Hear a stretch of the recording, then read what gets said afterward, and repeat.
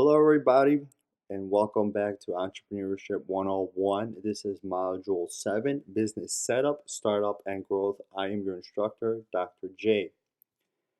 So, in this module, we're going to explain the considerations entrepreneurs face during the setup, startup, and growth phase of their business.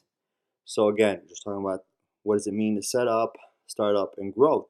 So in this module, we're going to talk about those different phases and how important it is to follow a process to get from your setup, your how you start up your business. How you set up your business to the startup and then the growth of your business. So in the setup phase, right? The goal of this phase is to implement the plans needed to start the business prior to its actually starting, right? So this can include developing and testing your product or service that you anticipate selling as an entrepreneur. It also includes the planning around the protection of any intellectual property or copyright that you may need for your business. So, for example, you register as a business. Also in this phase, right? You set up your business, right? You do the structure, the legal structure. You're gonna do a sole proprietorship. Are you gonna do a partnership? Are you gonna do a limited liability company? Are you gonna do a corporation? And you have to look into which one best fits your business. I highly encourage you to set up an LLC. Again, that's you have to talk that with a business advisor. You have to do your research on which each one does because each one has a different tax benefit and a tax offset. So you have to look into those things, and of course, everyone has a different procedure of how you set that up. But you have to look into that. You of course you choose the name of your company, location where you're going to be located. If you're a restaurant or a brick and mortar store, where are you going to be located? You have to make sure that you have to get the permits for that place to open up, insurance, all those good things that you may need from the local town and the state, and even maybe the federal government, depending on the type of business that you're going to set up. So again, this setup stage is all the research you're going to do for your business, all the stuff that you're going to see if your business has viability, and because last thing you want to do is set up this business and everything, spend all that time, and then go into the market and realize that nobody wants your product, right? So this is the research phase, right? You're looking into how are you protecting your property, your business, in terms of protecting intellectual property. So we have different things, of course, protecting intellectual property. Uh, that's we talk about intellectual property, goods, ideas, and services that can be legally protected by copyrights, patents, trade secrets, and trademarks. So a copyright protects the original software created by someone. So this protects music, literature, and dramatic and other artistic works for the life of the author of the work plus another 50 years. So if you look at copyright, the copyright logo, little C, that of course is as a copyright, and you can do that on your own. You can register your own copyright if it's a piece of work. If you write an ebook, you do anything, again that's done with creativity. You can copyright that, right? Again, if you write a pamphlet, a book, ebook, whatever it may be, you do some drawing or logo, whatever it may be. I would highly encourage you to copyright that. It costs. I'm not sure what the exact cost is, but you can do that on your own, or you can hire someone to do that for you. So make sure you copyright your stuff. Um, Again, you may want to talk to an intellectual property lawyer, attorney as well, who can also help you with that. Patents, right? Patents provide protection for 20 years or so from the date of filing to inventors by giving them a recourse if others make, use, or sell their invention without permission. So a patent is a legal protection and an exclusive right of your invention. And so I highly encourage you, if you create something, let's say for example, you create a new case for a phone, you create a new type of water bottle, you design some t-shirt that has very special features on it or something like that, right? I highly encourage you to patent that stuff. Yes, it'll be put on the public for others to see because when you patent a product, it's out in the public for people to see because you have to file it with the federal government. And I'm talking about the U.S. I can only speak about the United States of America. I can't speak about other countries. Again, I should have said this in the beginning. I'm not a attorney. I'm not a patent attorney or any type of intellectual property attorney. So you would have to seek legal uh, services for that. So you need to talk to an intellectual property owner. I'm just speaking on the academic side of this kind of stuff and from my experiences. So this is all my personal beliefs from the academic perspective. So you need to go talk to an attorney about this kind of information to get more details. Um, Again, so I would highly encourage you to get that pen, and they're not cheap. And I definitely don't encourage you to do it yourself because you have to hire an attorney to do a pen for you. A trademark as well. So trademark, um, and something that protects your logo, your design as well. So you need to also potentially get a trademark for your if you design something. Trade protection lasts up for 15 years. And can renew it. So, what could be trademarked? Kinds of trademarks is an ordinary mark that is made up of words, sounds, designs, or a combination to be distinguished the goods or service of one person or organization. Certification mark that can be licensed to many people and companies for the purpose of showing that certain goods and services must meet a defined standard.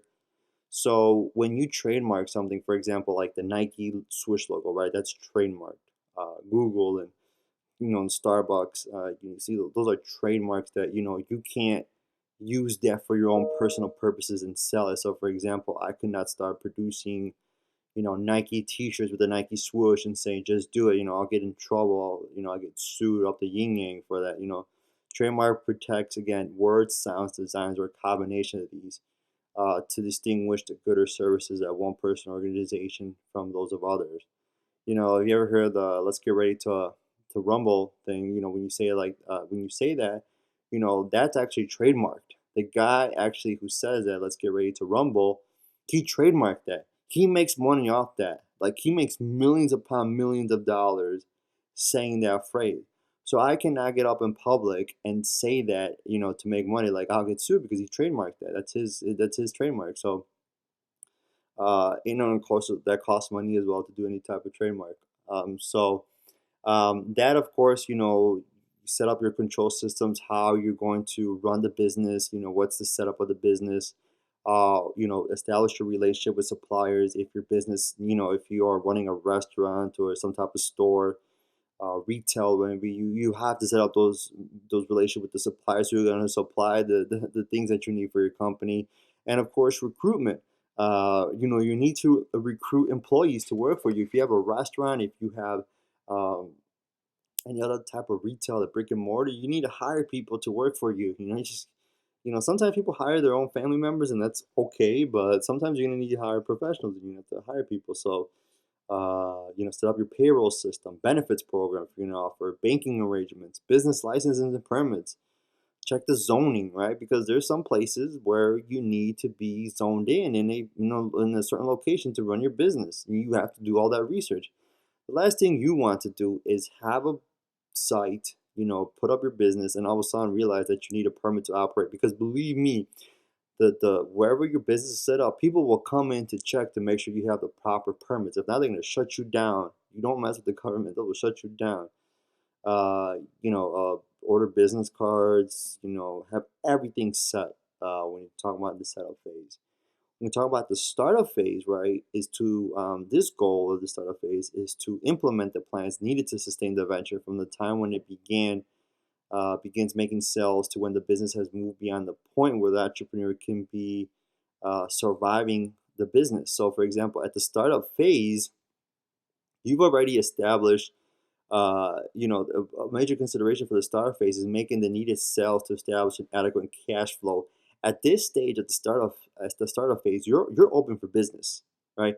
The setup phase, you were getting ready to open business. Now you've opened the doors to your business, and you're surviving to maintain visibility in the market. You're fighting for cash flow. Remember, cash is king. I talked about that in the last module, module 6. Cash is king. And so right now you're fighting to stay alive. And because remember, a lot of businesses fail within the first 5 years. Not a lot of businesses make it. So at this stage, you're fighting to make sales needed to establish adequate cash flow. Now, at the growth phase, right, if you get to that phase, is to grow or maintain the venture until the time where the entrepreneur chooses to harvest the value generated by starting and running the venture, right? So again, this is the phase where, okay, I've established enough cash flow, right? I'm 5 years in, I'm 6 years into my business. I have enough steady cash flow. I know, what my cycles are in sales. I know when it's up and down. I've created enough cushion to run the business for a lot more years. Um, and now I'm just growing, right? I'm just trying to grow sales. I'm happy where I'm at. Not totally happy, but you're good enough to like, hey, I don't have to worry about shutting down the doors tomorrow per se. I mean, you still may, never know what happens. But what I'm trying to say is, at this growth stage, you have a little cushion now with cash flow, right? You're not fighting to maintain cash flow every single day. But you're just striving to be innovative and have a competitive advantage. At this stage, right after the 5 year mark or 6 year mark, whatever it may be, depending on your industry where you need to stay viable, now you're just fighting to keep the doors open and make sure you are competitive. Make sure that you're on top of the game. Make sure you keep customers continuously coming in and grow more customers. Right? You want to beat out the competition and keep your doors open. So at the growth stage, you've almost in a sense made it. But now you have to stay at the top. Right? You've climbed your way out. You continue to climb yourself up. You reach the growth stage. Now you have to maintain that status and continue to grow, because if not, the competition will come after you if you don't maintain a competitive advantage over your competition. So that was module 7. I look forward to seeing you all in module 8, where we'll talk about strategic entrepreneurship.